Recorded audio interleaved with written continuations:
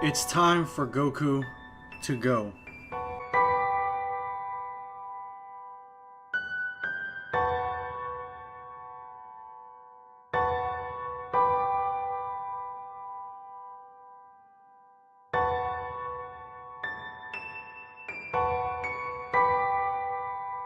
February 19th, 2018, I dropped this video. Mastered Ultra Instinct Goku leaves with the Angels, saving the future of Dragon Ball Theory. And this is the second video that I made on my channel that ever went viral, almost going to 1 million views. And essentially this is what I was saying. Goku leaving.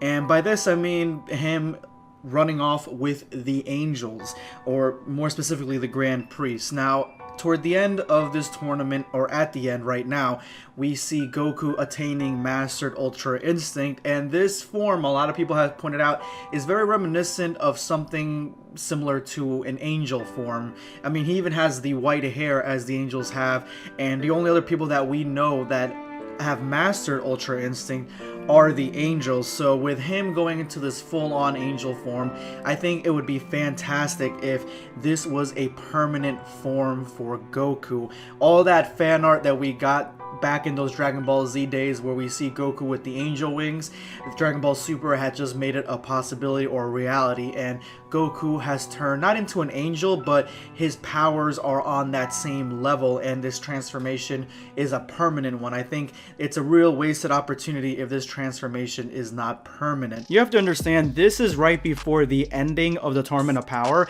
and I honestly, even though I thought it was a long shot, wanted Goku to end up leaving with the Angels, fulfilling a higher purpose and going into this ultimate form, Mastered Ultra Instinct, permanently, which gives you Dragon Ball Reset vibes, which, you know, that's kind of where I got the concept for that, where he has permanent Ultra Instinct. Yeah, I wanted him to kind of leave the show because, I mean, how much stronger is he going to get after basically being praised by all the gods as they stand up to essentially give him honors? Like, where is he gonna go? Obviously, there are a few more places, but it's getting very limited at this point because he is the most powerful character in the series, and I honestly just wanted the attention to be on the next generation or other characters that have been put by the wayside in Dragon Ball. So it does my heart good to see this video by Saiyan Scholar. Yes, another Saiyan Scholar banger, and it says Goku relinquishes his soul to achieve final Ultra Instinct, and I had to click on this video. I clicked on this video so fast I broke my mouse. This title, this whole thumbnail, everything works about this, and I kind of felt like I knew where he was going, and I am so happy that I figured it out early on because it was just so good to hear this theory out loud.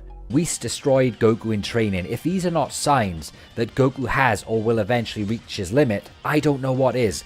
Goku cannot surpass an angel. He shouldn't be able to. And maybe this is what Whis is trying to explain to him. Goku, give up. You cannot go any further like this. You cannot copy me anymore, and you cannot grow anymore from what I can teach you, being the mortal that you are. You must focus on mastering yourself now, unless, yes, unless, there is that one option of relinquishing your soul. That's my theory anyway, scholars. I can imagine Whis saying to Goku or encouraging him to make the decision though. Goku, your whole life is motivated by seeking your true limits and testing them. But the one answer you are truly searching for in terms of your limits is the same answer that will leave you sad in the end. And that answer is actually finding your limit, and there is nothing beyond it. What will you do with yourself if your journey is over and there is nothing beyond it? I could see Goku really thinking about this. Perhaps at first he panics and thinks, no, I must sell my soul to become stronger. It's the only way. I can't live like this if this is my limit. But then something will change in him. Character development, right? Of course, Saiyan Scholar is talking about the latest spoilers that we got for Dragon Ball Super's manga chapter, the next one that's coming out, where we have one panel where Whis is talking to Goku and asks him what is the difference between both of them. And the only real difference between both of them, and when you have the context of Ultra Instinct in the mix, a mortal and an immortal, is the fact that one is an angel and one is immortal. So once I saw that panel and I saw Saiyan Scholar's video, I realize exactly what Saiyan Scholar is saying is more than likely true, that they are, all the characters in this are three main ones, which is Goku, Vegeta, and Granola. They are going to be given opportunities to gain a higher strength, a higher power at huge sacrifice. So we have Vegeta, and his sacrifice to get that higher power could be to possibly become a god of destruction, something that he seems averse to in the past, specifically when he was fighting Topo, but he may be more apt to do that since, you know, he got raffle stomped by Moro and he really wasn't consequential in that fight when it comes to a fighting aspect. Of course,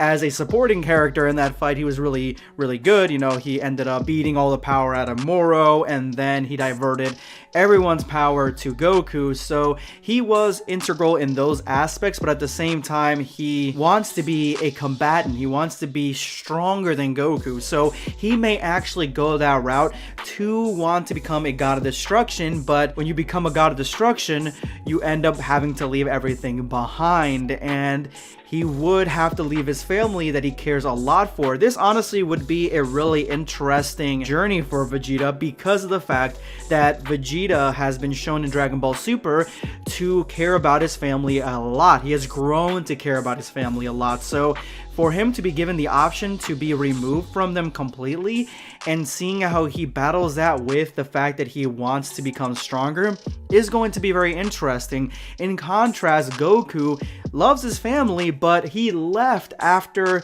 the Cell Saga. He really didn't have any aspirations to come back in a permanent way for a very long time. He wanted to train in Otherworld. It was the same thing when he was stranded out in the middle of space. He'd rather take the slow journey back than be wished back right away. Goku is no stranger to being removed from his family and not really caring too much about it, so God of Destruction might actually be better for him than the route that Saiyan Scholar is proposing that Goku may have to sacrifice, and that is his soul. He may have to give up his feeling, his caring about the entirety of existence, his family, his friends, the Earthlings, the universes, and be at a higher plane, play by the angel rules, and sacrifice his soul to become stronger, to gain that final Ultra Instinct. But in doing so, he would give up the thing that makes Goku Goku, and that is giving a shit. Goku cares a lot, whether you think about it or not, whether you believe in it or not. Goku cares a lot about his friends, his family, and the planet. Of course, he puts them in mortal peril time and again, but he always had the feeling that everything was going to be okay because of the Dragon Balls, because of the angels, because of the Omni King. Things would always turn out great. But for Goku to be faced with an option to sacrifice his soul and giving a shit about his friends and family and caring about everything to gain more power, I don't see Goku going down that route, although it would be very interesting for him to do so and finally get that final Ultra Instinct, bringing him even closer to the angels, which is something that I talked about all those years ago. And of course, we already know what Granola did. Granola sacrificed most of his life to gain that strength and become the strongest warrior in Universe 7. As you can see here, the theme of this new arc is sacrifice to gain higher power. We already seen Granola's. We already see that Vegeta has been tempted by the God of Destruction power, and now we're about to see Goku be offered to be able to sacrifice something to gain that final Ultra Instinct, or a better form of Ultra Instinct, or just more power in general. Anyway, thank you so much, Saiyan Scholar, for making the video that I discussed today. Essentially, I'm gonna leave a link to it in the description below in the top comment. Always go ahead and check it out, guys. Make sure to follow him, subscribe him, everything, because he is one of the true OGs and one of the original members of the Black Squad very early on, probably before I made that one video back in 2018. Anyway, if you made it to this point of the video, you are now part of the hashtag #EndOfVideoSquad. Thank you guys so much for all your support. Make sure to drop that comment with that hashtag for a chance to be featured in my next video. Today, I'm going to be responding to Yihia EX7. No lie, bro, you are a legend. Gohan, king of mortals. We wish you best, man. Thank you so much. I've been getting a lot of these, actually, these comments since I've reached 300K. A lot of people have been showing their support, celebrating it, and we all celebrate together. We made this channel happen, and we made this channel what it is right now, and I appreciate each and every one of you. Thank you so much. Thank you so much, Yihia, for your comment. This is going to be Blackscape, signing off. Take care, guys. Subscribe for more content. Or perish.